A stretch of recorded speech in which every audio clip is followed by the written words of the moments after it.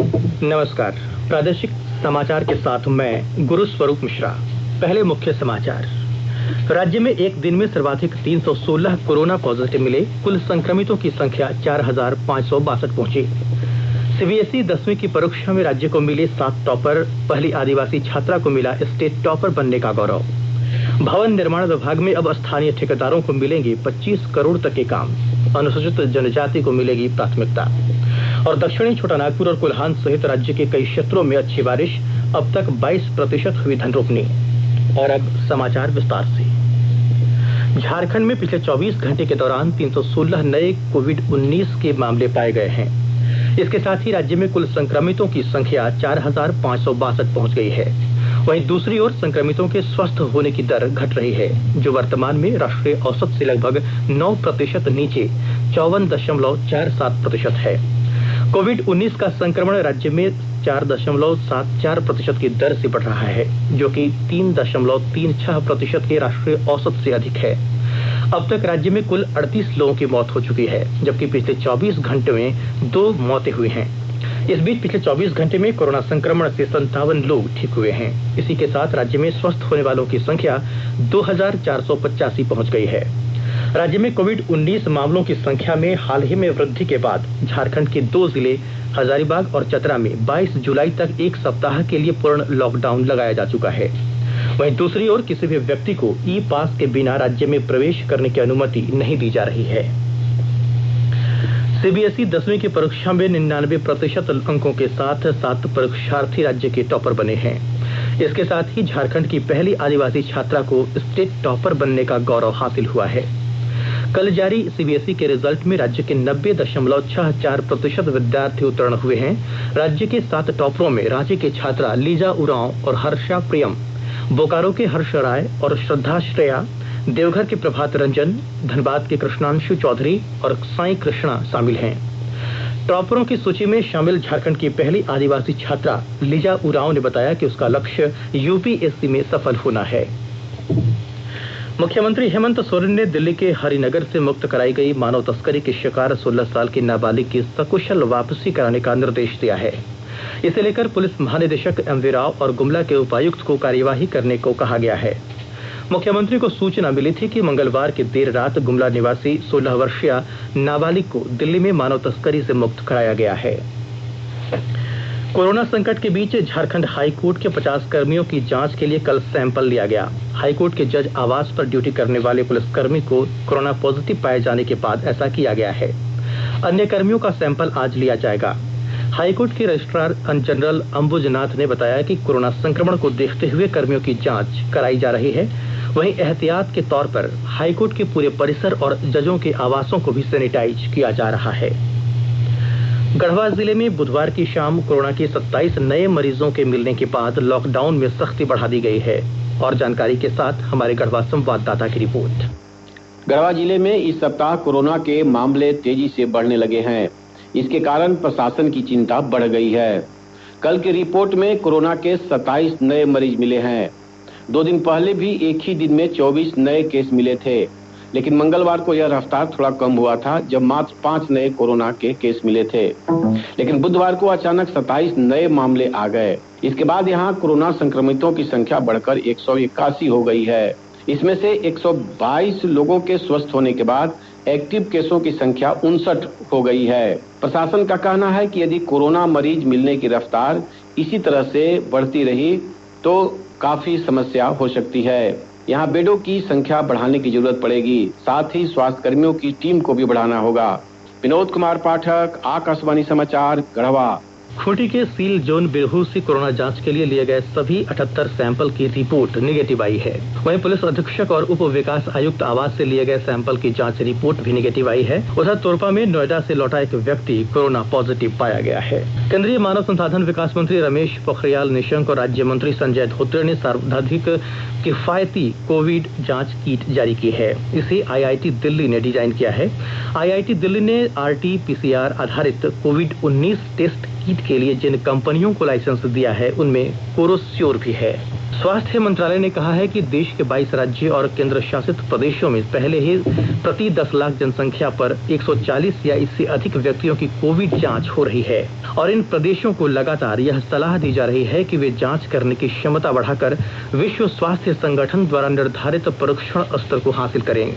विश्व स्वास्थ्य संगठन ने कोविड-19 के संदर्भ में सार्वजनिक स्वास्थ्य और सामाजिक उपायों के बीच समायोजन संबंधी जन स्वास्थ्य मानदंड के बारे में मार्गदर्शन टिप्पणी में सुझाव दिया था कि संदिग्ध मामलों पर व्यापक निगरानी रखी जानी चाहिए। WHO ने सलाह दी थी कि किसी भी देश को प्रति 10 लाख आबादी पर 140 परीक्षण प्रतिदिन करने की आवश्यकता है। स्वास्थ्य और परिवार कल्याण मंत्रालय ने लोगों को सलाह दी है कि नोवेल कोरोना वायरस से अपने को सुरक्षित रखने के लिए सभी बुनियादी एहतियाती उपायों का पालन करें और सामाजिक दूरी बनाए रखें। एक रिपोर्ट। सरकार ने कहा है कि आवश्यक वस्तुओं की पर्याप्त आपूर्ति जारी है और लोगों को चिंता करने की कोई जरूरत नहीं है। लोगों को सलाह दी जाती है कि वे आवश्यक वस्तुओं और चिकित्सा सामानों की खरीदारी करते समय धैर्य रखें और शांत रहें। आवश्यक वस्तुओं को खरीदने के लिए बार बार बाहर निकलने से बचें। साथ ही लोगों से हाथ मिलाने और गले लगने से भी बचना चाहिए। बाजार, मेडिकल स्टोर और अस्पतालों में लोग कम से कम 1 मीटर की दूरी बनाए रखें। घर पर गैर जरूरी सामाजिक समारोह से बचा जाना चाहिए और घर पर मेहमानों को नहीं बुलाना चाहिए। लोगों को अपनी आंख, नाक और मुंह छूने से बचना चाहिए और लगातार हाथ साफ करते रहना चाहिए। हाथ को दोनों तरफ से कम 20 सेकंड तक रगड़कर धोना चाहिए। यदि कोई व्यक्ति खांसी या बुखार से पीड़ित है तो वह दूसरों के संपर्क में आने से बचे और डॉक्टर से तुरंत परामर्श ले। स्वास्थ्य मंत्रालय ने कोरोना वायरस के बारे में जानकारी के लिए एक टोल फ्री नंबर 1075 जारी किया है। इधर राज्य सरकार की ओर से भी कई दिशा निर्देश जारी किए गए हैं। इस सिलसिले में सरकार ने हेल्पलाइन नंबर 181 जारी किया है। सरकार ने कहा है कि कोरोना वायरस से संदिग्ध तौर पर संक्रमित कोई व्यक्ति पाया जाता है तो इसकी सूचना 0651 जो रांची का कोड है और टेलीफोन नंबर 2261-000 तथा 2261-002 के अलावा फैक्स नंबर 2261-856 और मोबाइल नंबर 9955837428 पर दी जा सकती है। आकाशवाणी रांची भी आपसे अपील करता है कि कोविड-19 के संक्रमण से बचने और अन्य लोगों को सुरक्षित रखने के लिए कृपया घर पर ही रहें और सरकारी दिशा निर्देशों का पालन करें।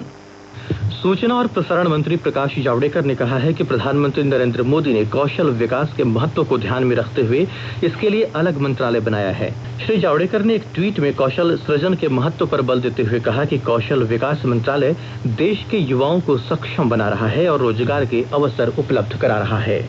आकाशवाणी के ताजा तरीन समाचारों के लिए आप हमारी वेबसाइट newsonair.com पर लॉग ऑन कर सकते हैं। ताजा समाचार ट्विटर @AIR न्यूज अलर्ट्स और Facebook page all India radio news पर भी उपलब्ध है।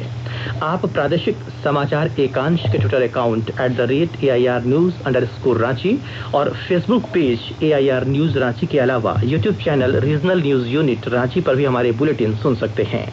प्रादेशिक समाचार आप आकाशवाणी रांची से सुन रहे हैं। प्रादेशिक समाचार में आपका एक बार फिर स्वागत है। केंद्र सरकार ने भवन निर्माण विभाग की सभी इकाइयों में 25 करोड़ रुपए तक के ठेके अब स्थानीय ठेकेदारों को देने का निर्णय लिया है।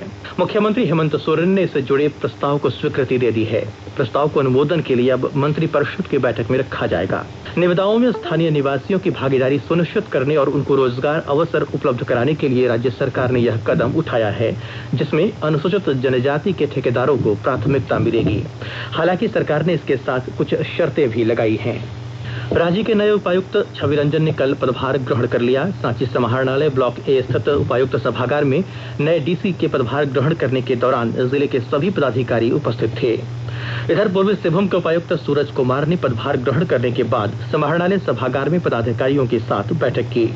उधर लोहरदगा जिले के नए उपायुक्त दिलीप कुमार टोप्पो ने पदभार ग्रहण करने के बाद कहा कि जिले में कोरोना के संक्रमण को कम करना और इसे फैलने से रोकना उनकी प्राथमिकता होगी। साथ ही विकास योजनाओं को बेहतर मुकाम तक पहुंचाना उद्देश्य होगा।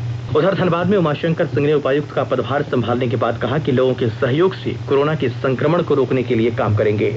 इधर भोर सिंह यादव ने कल गोड्डा उपायुक्त के रूप में पदभार संभाला।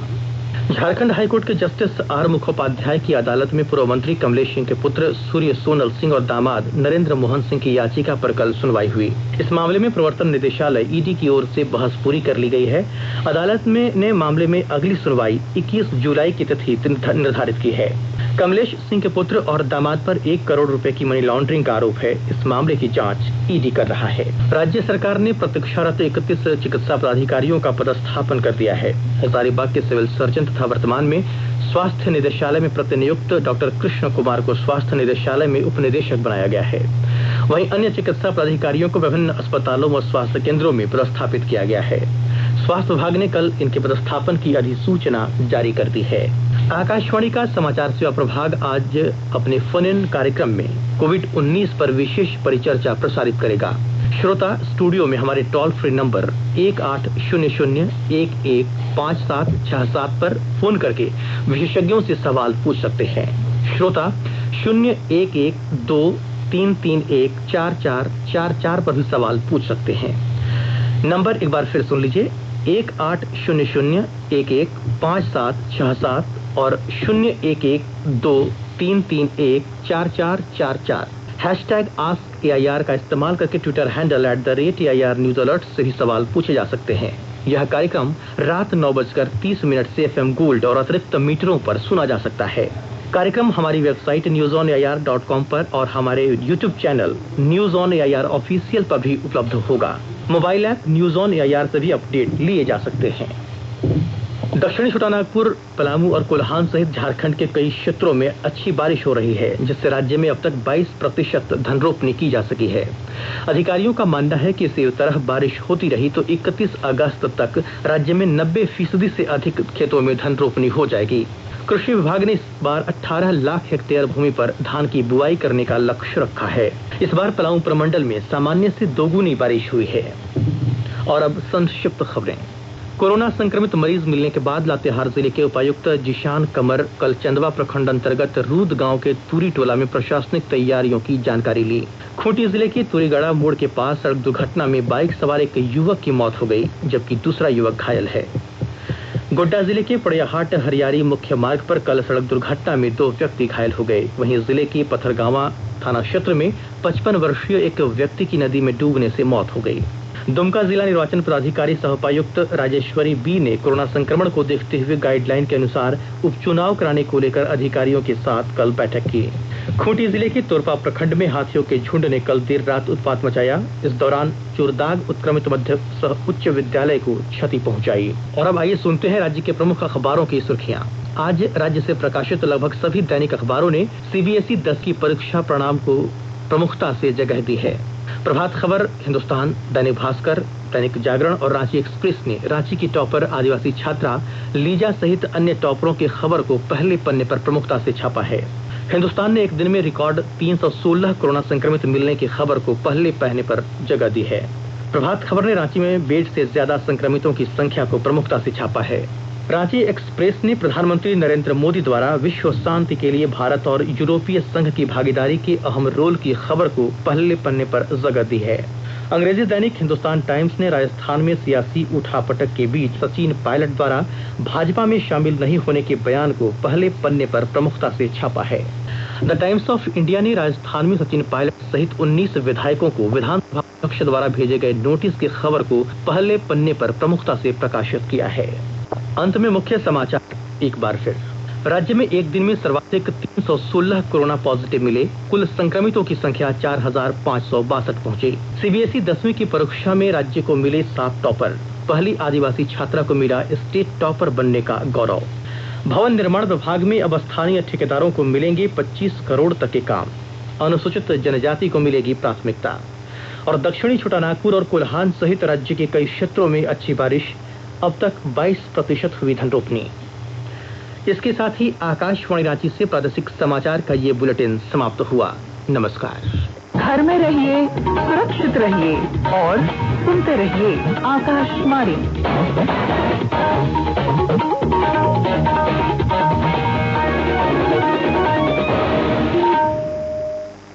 खुले में थूकने को कहिए, बेवजह